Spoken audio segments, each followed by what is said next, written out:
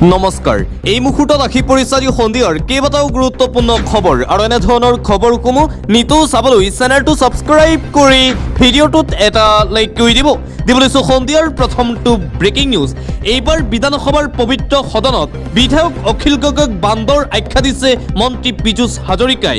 এইবাৰ পবিত্ৰ সদনত বান্দৰ প্ৰসংগ, মন্ত্ৰী পীযুষ হাজৰিকাই বান্দৰ আখ্যা দিলে অখিল গগৈক। লগে লগে উভতি ধৰি অধ্যক্ষক অখিল গগৈৰ অনুৰোধ, এনে ব্যৱহাৰ অশোভনীয়, ওলাই দিব লাগে পীযুষ হাজৰিকাক। পীযুষ হাজৰিকাক বিধানসভাৰ পৰা উলিয়াই দিব লাগে বুলি দাবী উত্থাপন কৰিছে বিধায়ক অখিল গগৈয়ে। মুঠতে অখিলক বান্দৰ আখ্যা দিয়াক লৈ বিধানসভাত উত্তপ্ত পৰিস্থিতিৰ সৃষ্টি হয়। কৃষক নেতা অখিল গগৈয়ে E20ৰ বিৰুদ্ধে প্ৰতিবাদ কৰি কাৰ পেটত লাত মাৰিব খুজিছে তেখেতে জানেনে? কৃষকৰ ভাল হলে তেওঁ আন্দোলন কৰি টকা নাপাব। অখিল গগৈয়ে মোৰ বিৰুদ্ধে কেইবাটাও অসাংবিধানিক শব্দ ব্যৱহাৰ কৰিছে। এইদৰে অখিল গগৈৰ প্ৰসংগক লৈ কেইবাটাও ডাঙৰ মন্তব্য কৰিছে মন্ত্ৰী পীযুষ হাজৰিকাই। E20 পেট্ৰলৰ বিৰুদ্ধে অখিল গগৈয়ে কৰা প্ৰতিবাদৰো তীব্ৰ বিৰোধিতা কৰিছে মন্ত্ৰী পীযুষ হাজৰিকাই। পীযুষ হাজৰিকা আৰু অখিল গগৈৰ মাজত আজিও দেখিবলৈ পোৱা গ'ল এই যুদ্ধ। বিজেপিৰ সমান ডাঙৰ কালেকশ্যন মাষ্টাৰ পৃথিৱীত আছে নেকি? এই প্ৰশ্ন উত্থাপন কৰিছে অখিল গগৈয়ে।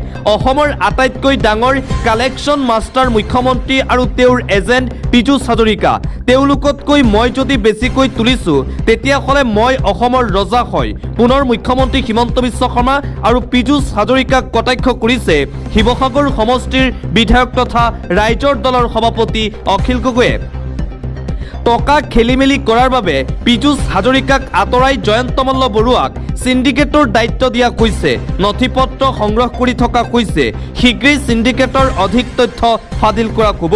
এইদৰে বিজেপি চৰকাৰৰ সিন্ডিকেট ৰাজ ফাদিল কৰাৰ হুংকাৰ প্ৰদান কৰিছে বিধায়ক অখিল গগৈয়ে। মন্ত্ৰী পীযুষ হাজৰিকা, জয়ন্ত মল্ল বৰুৱা আৰু মুখ্যমন্ত্ৰী হিমন্ত বিশ্ব শৰ্মাৰ বিৰুদ্ধে সিন্ডিকেট ৰাজ অতি শীঘ্ৰেই তথ্য সহকাৰে ফাদিল কৰা হ'ব বুলি চেলেঞ্জ প্ৰদান কৰিছে শিৱসাগৰ সমষ্টিৰ বিধায়ক তথা ৰাইজৰ দলৰ সভাপতি অখিল গগৈয়ে। আৰু আনফালে কংগ্ৰেছ দলক লৈ ভৱিষ্যতবাণী কৰিছে অখিল গগৈয়ে। শীঘ্ৰেই জেপি দাসে বিজেপিত যোগদান কৰিব। কংগ্ৰেছৰ একমাত্ৰ হিন্দু বিধায়ক জেপি দাস।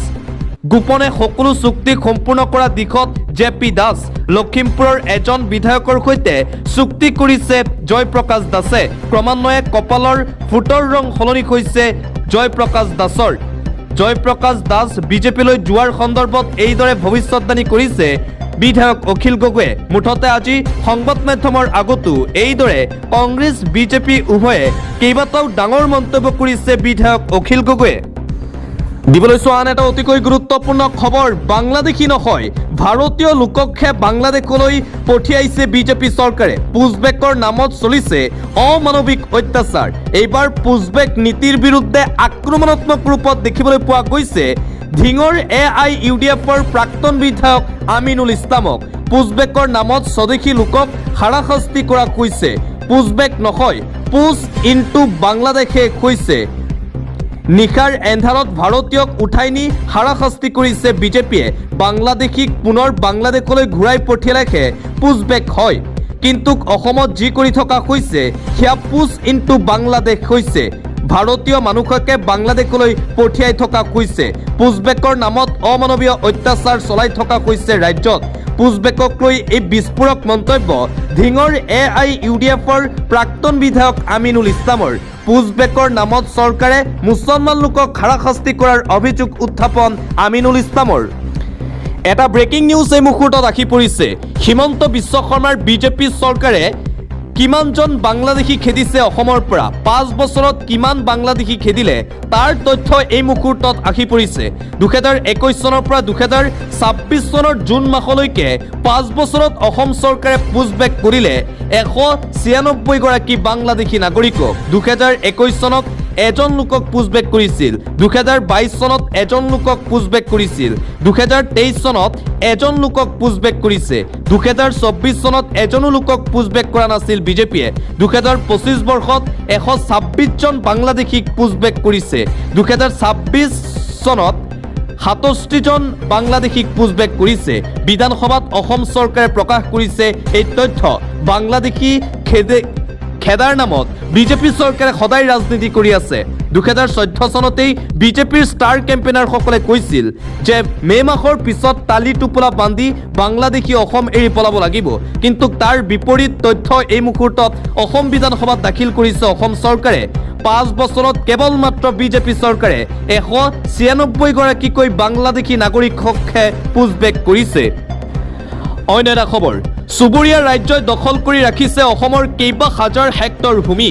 অৰুণাচল প্ৰদেশে দখল কৰি ৰাখিছে 16,144.117 হেক্টৰ ভূমি।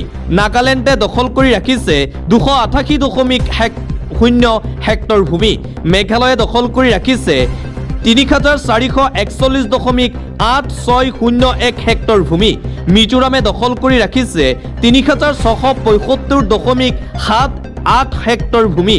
বিধানসভাত সীমান্ত সুৰক্ষা আৰু উন্নয়ন বিভাগৰ মন্ত্ৰী অতুল বৰাৰ এই চাঞ্চল্যকৰ তথ্য।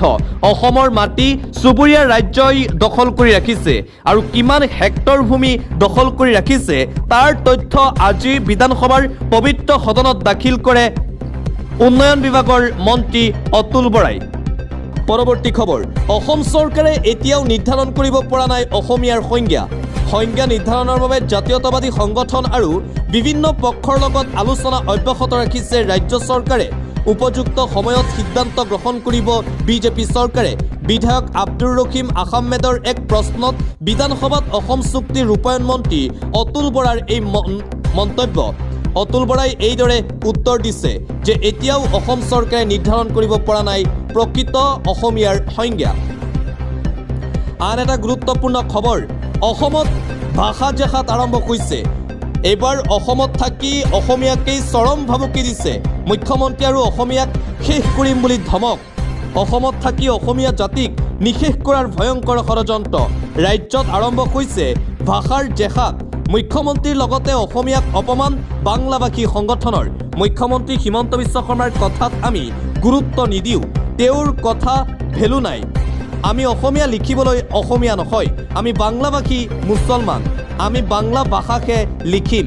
অসমীয়া বুলি কোনো জনগোষ্ঠী নাই বুলি বিস্ফোৰক মন্তব্য। অসমীয়া মানুহ নামেৰে কোনো জাতিও নাই। 1600 বছৰ পূৰ্বে প্ৰতিষ্ঠিত ভাষা বঙালী ভাষা। অসমীয়াই আজিলৈকে সংজ্ঞাই দিব নোৱাৰিলে। যদি সংজ্ঞাই নাই তেন্তে কেনেকৈ জাতি হ'ল? এয়া প্ৰকৃততে বংগহে। নিজকে অসমীয়া বুলি কোৱা সকলোতকৈ আমি প্ৰথম আহিছোঁ। আমাৰ দৰে বাংলাভাষীক অসমীয়া লিখিবলৈ কোৱা অসাংবিধানিক। গতিকে আমি কিয় অসমীয়া লিখিম? বংগৰ মাটিতহে অসম হৈছে 1912 চনত।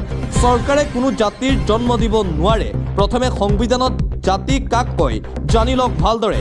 মুখ্যমন্ত্ৰীয়ে নিজেই নাজানে জাতিৰ সংজ্ঞা। মুখ্যমন্ত্ৰীয়ে লিখা ডক্টৰেটৰ কি ভেলু আছে? 2 লাখ টকা দিলেই ডক্টৰেট কিনিবলৈ পোৱা যায়। তেওঁ সাহিত্যকো নহয়, বুদ্ধিজীৱীও নহয় হিমন্ত বিশ্ব শৰ্মা।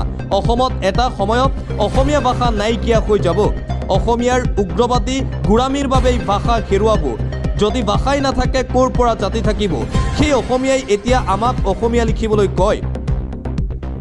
অসমক নিশেষ কৰি দিয়াৰ পৰিকল্পনা ভণ্ড সংগঠনৰ। দ্ৰাবিড়িয়ান পৰিষদৰ সভাপতি এছাহাক আলী দেৱানৰ এই বিস্ফোৰণ। কোনোপধ্যেই বাংলাভাষীয়ে অসমীয়া নিলিখে বুলি সকিয়নি। নিজকে বাংলাদেশী বুলি পৰিচয় দি অসমীয়া জনগোষ্ঠীক ধমক। অসমত থাকি অসমীয়া জাতিক নিশেষ কৰাৰ এই ভয়ংকৰ ষড়যন্ত্ৰ। ৰাজ্যত এতিয়া আৰম্ভ হৈছে ভাষাৰ জেহাদ। আজি সংবাদমেল অনুষ্ঠিত কৰি এইদৰে অসমীয়া জাতিক অপেন ভাবুকি আৰু ধমক প্ৰদান কৰিছে এই ভণ্ড সংগঠনৰ নেতাই। এই নেতাজনৰ বিৰুদ্ধে অসম চৰকাৰে কেতিয়া ব্যৱস্থা গ্ৰহণ কৰিব সেয়া হ'ব লক্ষণীয়। এই মন্তব্যৰ পিছতে সমগ্ৰ অসমতে এতিয়া আৰম্ভ হৈছে ব্যাপক বিতৰ্ক। দিবলৈছো আন এটা অতিকৈ গুৰুত্বপূৰ্ণ খবৰ। অসম নাগালেণ্ড সীমা সমস্যাক লৈ পুনৰবাৰ উত্তাল হৈ পৰিছে সৰুপথাৰ। সৰুপথাৰত দেখিবলৈ পোৱা গৈছে তীব্ৰ প্ৰতিবাদ। হাতে হাতে প্লে কাৰ্ড লৈ ৰাজপথ কপালে আছু আটাছু আগাছুৱে অসম নাগালেণ্ড সীমা সমস্যা নগাৰ আগ্ৰাসন ৰোধ কৰাৰ দাবীৰে ৰাজপথত এই তীব্ৰ প্ৰতিবাদ দেখিবলৈ পোৱা গৈছে। আজিৰ দিনটোত অসম চৰকাৰৰ বিৰুদ্ধে তীব্ৰ প্ৰতিবাদী কাৰ্যসূচী আজি ৰূপায়ণ কৰা হয় অসম নাগালেণ্ড সীমান্তত। অন্য এটা খবৰ, 200 গ্ৰাম বিলাহীৰ দাম যদি 80 টকা হয়, বজাৰত 1 কিলো বিলাহীৰ দাম কিয় 1 টকা? খেতিয়কে লাভ পোৱা নাই কিয়? হাতত টমেটো চৌচৰ বটল লৈ প্ৰশ্ন বিধায়ক মৃণাল শইকীয়াৰ। আজি বিধানসভাৰ পবিত্ৰ সদনত এইদৰে শাসকীয় দলৰ বিধায়ক মৃণাল শইকীয়াই উত্থাপন কৰে এই গুৰুতৰ প্ৰশ্ন। 200 গ্ৰাম বিলাসীৰ দাম যদি 80 টকা হয় তেন্তে বজাৰত কিয় 1 কিলো বিলাসীৰ দাম 1 টকা হয়? কৃষকসকলে কিয় পোৱা নাই এই সুবিধা? প্ৰশ্ন উত্থাপন কৰিছে মৃণাল শইকীয়াই। অন্য এটা খবৰ, আমি সকলো দুষ্কৃতিকাৰীৰ বিৰুদ্ধে কঠোৰ ব্যৱস্থা গ্ৰহণ কৰিছোঁ। তেওঁলোকক কোনো বিশেষ উত্তৰ পূবৰ সম্প্ৰদায়ৰ বুলি চিনাক্ত কৰিব নালাগে, কিয়নো এনে বাৰ্তাই অঞ্চলটোৰ ৰাজ্যসমূহৰ মাজত থকা শান্তি সম্প্ৰীতি বিঘ্নিত কৰিব পাৰে। এইদৰে অসম নাগালেণ্ড সীমান্তত চলি থকা ভূমি বিবাদক কেন্দ্ৰ কৰি উত্থাপন হোৱা প্ৰসংগক লৈ বিধানসভাৰ পবিত্ৰ সদনত মন্তব্য কৰে মন্ত্ৰী জয়ন্ত মল্ল বৰুৱাই। দিব লৈছোঁ এটা ব্ৰেকিং নিউজ। মুছলমান কিশোৰীক ধৰ্ষণ কৰা বিজেপি নেতাক এনকাউণ্টাৰ কৰা হৈছে। এটা ব্ৰেকিং নিউজ। 12 বছৰীয়া কিশোৰীক ধৰ্ষণ কৰি হত্যা, ধৰ্ষণকাৰী প্ৰবাস মণ্ডলক এনকাউণ্টাৰ কৰিছে আৰক্ষীয়ে। 12 বছৰীয়া কিশোৰীক ধৰ্ষণ কৰি হত্যা, ধৰ্ষণকাৰী প্ৰবাস মণ্ডলক এনকাউণ্টাৰ। পুনৰ গৰজি উঠিল আৰক্ষীৰ বন্দুক। পশ্চিমবংগৰ বৰৈপুৰ কাণ্ডৰ কালপিত প্ৰবাস মণ্ডলৰ মৃত্যু হৈছে। আৰক্ষীৰ বন্দুক কাঢ়ি পলাবলৈ চেষ্টা কৰিছিল প্ৰবাসে। পুলিচক টাৰ্গেট কৰি গুলীচালনা প্ৰবাস মণ্ডলৰ। ইয়াৰ পিছতে আৰক্ষীয়ে গুলী কৰিবলৈ বাধ্য হয় বিজেপি কৰ্মীগৰাকীক। 4 জুলাইত সংঘটিত হৈছিল ধৰ্ষণ কাণ্ড। 12 বছৰীয়া কিশোৰীক প্ৰথমে ধৰ্ষণ, তাৰ পিছত হত্যা। 5 জুলাইত উদ্ধাৰ হৈছিল কিশোৰীগৰাকীৰ মৃতদেহ। এই ঘটনাৰ পিছতে SIT গঠন কৰিছিল শুভেন্দু অধিকাৰীৰ বিজেপি চৰকাৰে। SITয়ে ক্ষিপ্ৰতাৰে তদন্ত কৰি গ্ৰেপ্তাৰ কৰিছিল কালপিত প্ৰবাসক আৰু অৱশেষত এনকাউণ্টাৰত মৃত্যু হৈছে এই মূল অভিযুক্তটোৰ। পৰৱৰ্তী খবৰ, বিশাল আৰক্ষী আৰু অৰ্ধসামৰিক বাহিনীৰে বৃহৎ উচ্ছেদ অভিযান আৰম্ভ হৈছে। এফালৰ পৰা ভাঙি দিয়া হ'ল অবৈধ দোকান। ৰাজ্যত পুনৰ প্ৰশাসনৰ বৃহৎ উচ্ছেদ অভিযান দেখিবলৈ পোৱা গৈছে। বিশাল আৰক্ষী অৰ্ধসামৰিক বাহিনীলৈ অবৈধ বেদখলকাৰীৰ বিৰুদ্ধে প্ৰশাসনৰ এই বৃহৎ উচ্ছেদ অভিযান। এফালৰ পৰা ভাঙি দিয়া হ'ল অবৈধ দোকান পোহাৰ। ডবগা চহৰৰ মাজমজিয়াত একাংশ লোকে চৰকাৰী ভূমি বেদখল কৰাৰ গুৰুতৰ অভিযোগ উত্থাপন। তাৰ পিছতেই প্ৰশাসনৰ ফালৰ পৰা এই বৃহৎ উচ্ছেদ অভিযান দেখিবলৈ পোৱা গৈছে। অবৈধভাৱে নিৰ্মিত দোকানত পৰিল বলডজাৰৰ কোব। জাননীৰ পাছতো একাংশ লোকে ভূমি খালী নকৰাৰ অভিযোগ। ভূমি খালী কৰিবলৈ প্ৰদান কৰা হৈছিল জাননী আৰু তাৰ পিছতে আজিৰ দিনটোত এই বৃহৎ উচ্ছেদ অভিযান দেখিবলৈ পোৱা গৈছে। পৰৱৰ্তী খবৰ, ড্ৰাগছৰ কবলৰ পৰা অসমখন বচাওক বিজেপি চৰকাৰে। ঘৰে ঘৰে সোমাইছে ড্ৰাগছ। ইয়াৰ কবলৰ পৰা কোনো ঘৰৰ কোনো ল'ৰা ছোৱালীয়ে বাচি আছে বুলি কোনো পিতৃ মাতৃয়ে গেৰাণ্টি ল'ব নোৱাৰে। ড্ৰাগছৰ পৰা সুৰক্ষিত নহয় বিদ্যালয় মহাবিদ্যালয়ো। ড্ৰাগছৰ বেপাৰৰ সৈতে জড়িত সকলোকে ফাঁচি বা এনকাউণ্টাৰ কৰিব লাগে। ড্ৰাগছৰ বেপাৰীৰ হৈ ওকালতি কৰা উকিলৰো লাইচেন্স বাতিল কৰিব লাগে। এইদৰে ড্ৰাগছৰ বিৰুদ্ধে পুনৰবাৰ মন্তব্য কৰিছে AIUDF প্ৰধান মৌলানা বদৰুদ্দিন আজমলে। অতি শীঘ্ৰেই ড্ৰাগছৰ বিৰুদ্ধে বৃহৎ একশ্যন আৰম্ভ কৰিব লাগে বিজেপি চৰকাৰে। ড্ৰাগছ ব্যৱসায়ী কৰা লোকক এনকাউণ্টাৰ বা ফাঁচি দিব লাগে বুলি মন্তব্য মৌলানা বদৰুদ্দিন আজমলৰ। পৰৱৰ্তী খবৰ, ৰাজ্যৰ মুঠ 4,800 কিলোমিটাৰ মথাউৰিৰ ভিতৰত 3,000 মথাউৰিৰ নাই বহন আৰু বান প্ৰতিৰোধ ক্ষমতা। বিগত 5 বছৰত 863 কিলোমিটাৰ মথাউৰিৰ কাম হাতত লোৱা হৈছে যদিও এই কাম এতিয়াও সম্পূৰ্ণ হোৱা নাই। বিধানসভাত জলসম্পদ মন্ত্ৰী সুশান্ত বৰগোহাঞিৰ এই উত্তৰ। ৰাজ্যৰ মুঠ 4,800 কিলোমিটাৰ মথাউৰিৰ ভিতৰত 3,000 মথাউৰিৰ নাই বহন আৰু বান প্ৰতিৰোধ ক্ষমতা। বিধানসভাত এই তথ্য দাখিল কৰা হৈছে। পৰৱৰ্তী খবৰ, অসম নাগালেণ্ড সীমান্তৱৰ্তী অঞ্চলত চলা নগা আগ্ৰাসনক লৈ প্ৰশ্ন বিধায়ক নুৰুল হুদাৰ। উৰিয়ামঘাটত চলা নগাৰ আগ্ৰাসন সন্দৰ্ভতো প্ৰশ্ন বিধায়কজনৰ। সকলো নগা লোক দখলকাৰী বা বেয়া নহয়, পীযুষ হাজৰিকাৰ মন্তব্য। নগৰৰ পৰা গৈ উৰিয়ামঘাটত একাংশই দখল কৰিছে। নুৰুল হুদাৰ সমষ্টিৰ একাংশ লোক গৈ উৰিয়ামঘাটত বনভূমি দখল কৰাৰ অভিযোগ মন্ত্ৰী পীযুষ হাজৰিকাৰ। মুঠতে এইদৰে অসম নাগালেণ্ড সীমান্তক লৈ চলা প্ৰসংগক লৈ উত্তাল হৈ পৰে বিধানসভাৰ মজিয়া। আন্তঃৰাষ্ট্ৰীয় পৰ্যায়ৰ এটা ব্ৰেকিং নিউজ। পুনৰ উত্তপ্ত পৰিস্থিতিৰ সৃষ্টি হৈছে মধ্যপ্ৰাচ্যত। ইৰাণৰ ওপৰত আমেৰিকাৰ ভয়ংকৰ এয়াৰ ষ্ট্ৰাইক। ইৰাণৰ ওপৰত পুনৰবাৰ আমেৰিকাৰ ভয়ংকৰ আক্ৰমণ। পুনৰ কঁপি উঠিছে সমগ্ৰ মধ্যপ্ৰাচ্য। আয়াতুল্লাহ আলী খামেইনিৰ জানাজাৰ মাজতেই আমেৰিকাৰ এই ভয়ংকৰ এয়াৰ ষ্ট্ৰাইক। ইৰাণত পুনৰ হাহাকাৰ পৰিস্থিতিৰ সৃষ্টি হৈছে শান্তি চুক্তি উলংঘা কৰি আমেৰিকান সেনাৰ এয়াৰ ষ্ট্ৰাইক হৰমুজ জলদ্বীপৰ 3খনকৈ জাহাজত ইৰাণে কৰিছিল এই ভয়ংকৰ আক্ৰমণ ইয়াৰ পিছতেই ইৰাণক ৰঙা চকু দেখুৱালে আমেৰিকা যুক্তৰাষ্ট্ৰৰ ৰাষ্ট্ৰপতি ডোনাল্ড ট্ৰাম্পে এই আক্ৰমণৰ পিছতেই বাতিল কৰা হ'ল ইৰাণৰ তেল বিক্ৰীৰ বিশেষ অনুমতিও যুদ্ধ বিৰতিৰ মাজতেই আমেৰিকাৰ আক্ৰমণ ইৰাকক এই আক্ৰমণৰ লগে লগে পুনৰ বৃদ্ধি পালে বিশ্বত খাৰুৱা তেলৰ মূল্য 3% অধিক বৃদ্ধি পাইছে খাৰুৱা তেলৰ দাম আমেৰিকাৰ এই আক্ৰমণৰ পিছতে ইৰাণেও প্ৰত্যাক্ৰমণ কৰাৰ পূৰ্ণ সম্ভাৱনা আছে ইৰাণৰ ওপৰত পুনৰবাৰ এই ভয়ংকৰ আক্ৰমণ কৰিছে আমেৰিকা যুক্তৰাষ্ট্ৰই ৰেচন কাৰ্ডৰ হিতাধিকাৰীসকলৰ বাবে এটা গুৰুত্বপূৰ্ণ খবৰ চৰকাৰী চাকৰি বা চাৰিচকীয়া বাহন থাকিলে আপুনি নাপাব ৰেচন কাৰ্ড